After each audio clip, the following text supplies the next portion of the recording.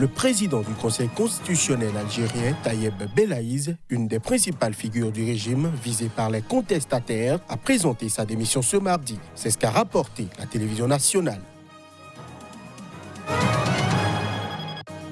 Alors que les manifestations se poursuivent au Soudan, l'Union africaine a menacé ce lundi de suspendre le pays de l'organisation, si l'armée ne quitte pas le pouvoir au profit d'une autorité politique civile sous 15 jours.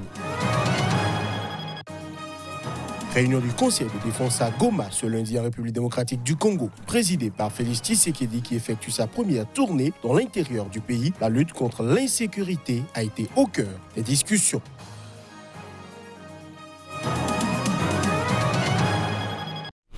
Voilà pour le sommaire. Bonsoir à chacun, bonsoir à tous. Ouvrons cette édition par un point de la situation en Algérie où le président du Conseil constitutionnel a présenté sa démission ce mardi. C'est ce qu'a rapporté la télévision nationale. Tayeb Belaïz est, rappelons-le, une des principales figures du régime visée par les contestataires. Plus de précision à travers ces images. Tayeb Belaïz, un fidèle du président Abdelaziz Bouteflika, qui a lui-même démissionné le 2 avril sous la pression conjuguée de l'armée et de la rue, a prévenu le Conseil constitutionnel qu'il avait présenté sa démission au chef de l'État par intérim Abdelkader Ben Salah, selon la télévision. Le Conseil constitutionnel est notamment chargé de valider les candidatures à la présidentielle contestée fixées au 4 juillet, pour élire un successeur au président démissionnaire Abdelaziz Bouteflika et de veiller à la régularité des opérations de vote. Les contestataires qui ont obtenu début avril le départ de Bouteflika après 20 ans de règne réclamaient désormais notamment le départ des 3B. Le président par intérim Abdelkader Ben Salah, le Premier ministre Noureddine Bedoui et Belaïz. Le président du Conseil constitutionnel est notamment chargé par la Constitution d'assurer l'intérim à la tête de l'État en cas de démission de Ben Salah. Ancien magistrat, ministre de façon quasi ininterrompue depuis 16 ans, Belaïz, 70 ans, avait été nommé le 2 février à la tête du Conseil constitutionnel par Bouteflika pour remplacer Mourad Medelsi, décédé. Il avait déjà présidé le Conseil constitutionnel de mars 2012 à septembre 2013.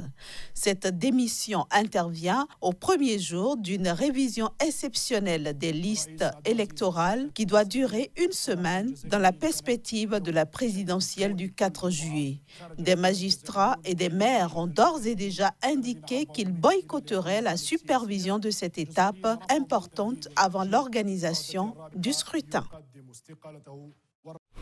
Toujours en Algérie, des milliers d'étudiants ont manifesté ce mardi à Alger, scandant Silmia, qui veut dire pacifique, grâce à un important dispositif, face du moins à un important dispositif policier qui leur a interdit l'accès au parvis de la Grande Poste. Ce bâtiment est devenu le point de ralliement de la contestation qui agite l'Algérie depuis le 22 février. Les images.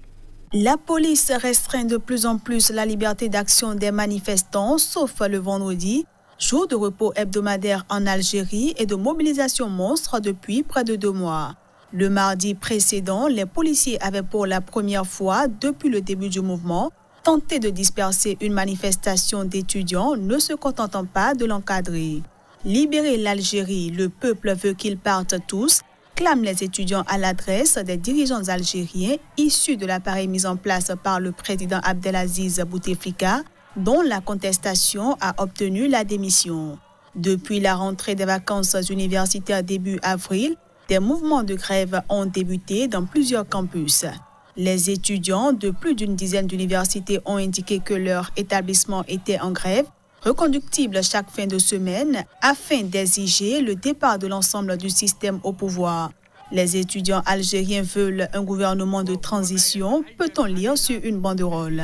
Le président par intérim Abdelkader Ben Salah a annoncé l'organisation d'un scrutin présidentiel le 4 juillet prochain pour élire un successeur à Abdelaziz Bouteflika, qui a démissionné le 2 avril dernier sous la pression conjuguée de l'armée et de la rue. Pour les contestataires algériens, le maintien à la tête de l'état des structures et personnalités issu du système mis en place par Bouteflika durant les 20 ans qu'il a passé au pouvoir, ne permettent pas de garantir un scrutin libre et équitable. Alors que les manifestations se poursuivent au Soudan, l'Union africaine a menacé lundi de suspendre le pays de l'organisation continentale, si l'armée ne quitte pas le pouvoir au profit d'une autorité politique civile d'ici 15 jours. Reportage. Depuis le sit-in qui se tient depuis le 6 avril dernier devant le quartier général de l'armée, dans la capitale Khartoum, les manifestants clament toujours haut et fort leurs revendications. Un autre leader de l'association a indiqué que si le conseil militaire n'était pas dissous, la SPA ne participerait pas à un gouvernement de transition. Notre principale demande, c'est un conseil civil souverain qui comprenne des représentants de l'armée pour protéger la révolution et assurer sa mise en application. Nous demandons la mise en place d'un conseil civil de transition formé de professionnels locaux qui feront consensus et qui auront un mandat limité et les pleins pouvoirs exécutifs. Nous, les Soudanais, nous voulons la justice, la liberté et la démocratie et nous remercions tout notre peuple, notre jeunesse, nos femmes pour cette grande victoire et on va mettre toute la pression sur le Conseil militaire pour qu'il accède à nos demandes.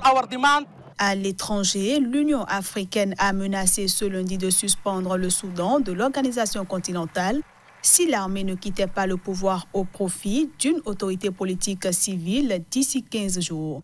L'Égypte voisine a dit de son côté suivre de près les développements au Soudan, réitérant son soutien à la volonté du peuple, alors que l'Allemagne a réclamé un transfert rapide du pouvoir à un gouvernement civil. Amnesty International a appelé les militaires à remettre le président déchu, actuellement détenu par les militaires dans un lieu inconnu, à la Cour pénale internationale.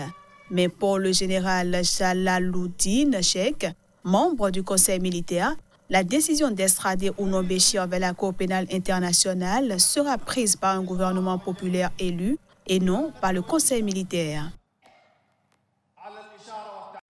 Je l'annonçais en titre, la lutte contre l'insécurité au Nord Kivu, en RD Congo, a été au cœur d'une nouvelle réunion du Conseil de défense qui s'est tenue à Goma.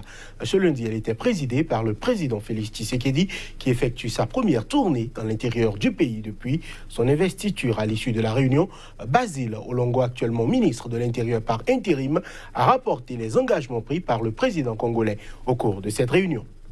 Le chef de l'État a pris essentiellement 2 engagements à Goma ce lundi. D'abord, relever rapidement les troupes en poste depuis longtemps dans le Nord Kivu. Ensuite, apporter des moyens supplémentaires aux forces armées congolaises dans leur lutte contre les groupes armés dans cette zone, des moyens matériels, financiers et humains. Un peu plus tôt, au cours de la réunion, le commandant de la zone, chargé notamment de la lutte contre les forces démocratiques alliées ADF, avait déploré la facilité avec laquelle on peut se procurer des armes dans le Nord Kivu, les difficultés qu'éprouvent les militaires à remplir leur mission dans la zone face à la multiplication des groupes armés, étrangers comme locaux. Il avait également accusé certains politiciens locaux véreux de soutenir ces groupes armés. En réponse, le président Tshisekedi a promis que tout acteur politique coupable de la sale besogne d'entretenir les groupes armés serait interpellé, et ce, dans tout le pays, quel que soit son statut. Plus tard dans la journée, au cours d'une réunion avec les élus locaux cette fois, Félix Tshisekedi a plaidé la tolérance zéro et la fin de l'impunité en la matière. Le chef de l'État a enfin donné instruction aux autorités de la province de davantage sensibiliser les communautés sur la question des groupes armés et de travailler à décourager les jeunes de les rejoindre. Le Bénin a procédé au lancement de la phase pilote du projet SheIsGreat. Il s'agit d'un projet soutenu par le gouvernement des États-Unis et du Bénin et mis en œuvre par l'ONG américaine IREX. Le projet vise à offrir aux jeunes filles scolarisées et déscolarisées des compétences et des opportunités en matière de sciences, de technologie, d'ingénierie, d'art et de mathématiques. L'ambassade des États-Unis au Bénin et le gouvernement béninois ont procédé lundi au lancement de la phase pilote du projet SheIsGreat. L'initiative parrainée par le département d'État américain et mise en œuvre par l'ONG américaine IRES vise à offrir aux jeunes filles scolarisées et déscolarisées des compétences et des opportunités en matière de STEM, entendez sciences, technologies, ingénierie, arts et mathématiques.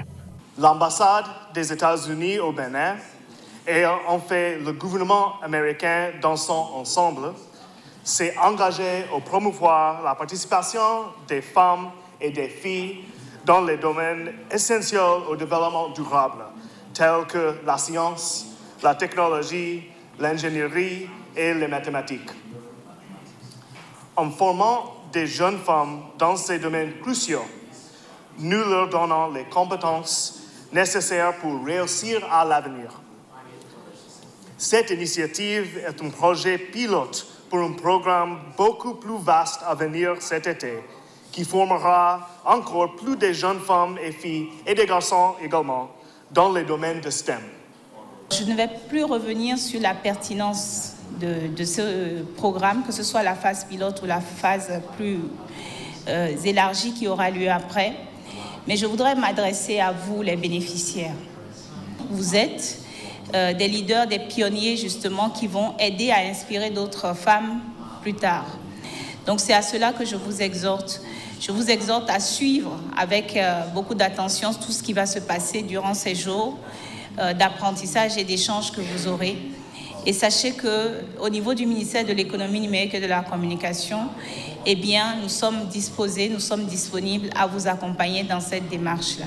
L'objectif général du projet est de veiller à ce que les jeunes femmes et les filles soient autonomes sur les plans économiques et sociaux et aient accès à la formation professionnelle, à l'information et aux technologies, favorisant ainsi le développement, la sécurité et la prospérité à l'échelle mondiale. Cette phase pilote du projet va connaître la participation d'une vingtaine de jeunes élèves dont l'âge est compris entre 12 et 15 ans.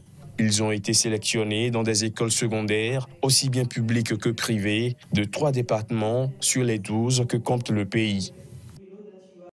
En interactualité, ravagée ce lundi par un incendie apparemment accidentel, la cathédrale Notre-Dame de Paris est défigurée sans toutefois s'être totalement effondrée, et ce, grâce à l'intervention des pompiers qui ont sauvé la structure de l'édifice que le président Emmanuel Macron a promis de rebâtir. Fumée noire au-dessus de 3 blessés de Notre-Dame, le cœur de Paris s'est effondré ce lundi soir. La cathédrale célébrée par Victor Hugo, l'une des plus grandes d'Occident, est depuis son origine l'un des monuments les plus emblématiques de la ville et mondialement connu. L'incendie qui a ravagé une partie de la cathédrale Notre-Dame de Paris est totalement éteint, mais les pompiers continuent de surveiller les structures, leurs mouvements. Il leur aura fallu plusieurs heures pour venir à bout des flammes qui ont fait craindre à un moment de voir la structure s'effondrer. La cathédrale de Notre-Dame de Paris, très gravement endommagée par un incendie, nous la rebâtirons, a affirmé ce lundi soir Emmanuel Macron, jugeant que le pire a été évité, même si la bataille n'est pas encore totalement gagnée. Le pire a été évité. Cette cathédrale, il y a plus de 800 ans, nous avons su l'édifier. Et à travers les siècles, la faire grandir et l'améliorer. Alors je vous le dis très solennellement ce soir, cette cathédrale, nous la rebâtirons, tous ensemble. Et c'est sans doute une part du destin français. Et le projet que nous aurons pour les années à venir. Mais je m'y engage. Une enquête a été ouverte du chef de destruction involontaire par incendie, a précisé dans la soirée le parquet de Paris. Dès ce lundi, plusieurs responsables étrangers ont en effet fait part de leurs émotions. Le Vatican a de son côté exprimé incrédulité et tristesse. Et voilà qui met un terme à cette édition que nous vous remercions d'avoir suivi.